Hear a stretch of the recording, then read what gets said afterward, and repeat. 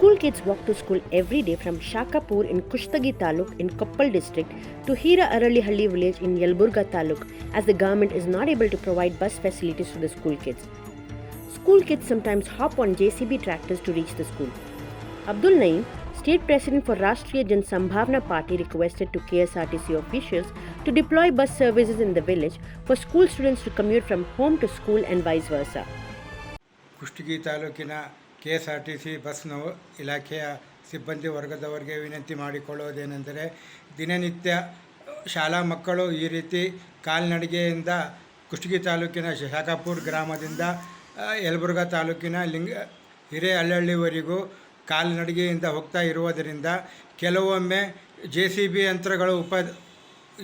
ಯಂತ್ರಗಳ ಮುಖಾಂತರ ಶಾಲೆಗೆ ಹೋಗಿ ತಮ್ಮ ವಿದ್ಯಾಭ್ಯಾಸವನ್ನು ಮಾಡಲಿಕ್ಕೆ ಹೋಗ್ತಾ ಇದ್ದಾರೆ. ಆ ದೃಷ್ಟಿಯಿಂದ ಮಕ್ಕಳಿಗೆ ಅನಾನುಕೂಲ ಆಗಿರುವುದರಿಂದ ದಯವಿಟ್ಟು KSRTC ನಿಗಮದ ಅಧಿಕಾರಿಗಳು ಶಾಲಾ ಮಕ್ಕಳಿಗಾಗಿ ಒಂದು ಬಸ್ಸಿನ ವ್ಯವಸ್ಥೆಯನ್ನು ಕಲ್ಪಿಸಬೇಕಾಗಿ ವಿನಂತಿ.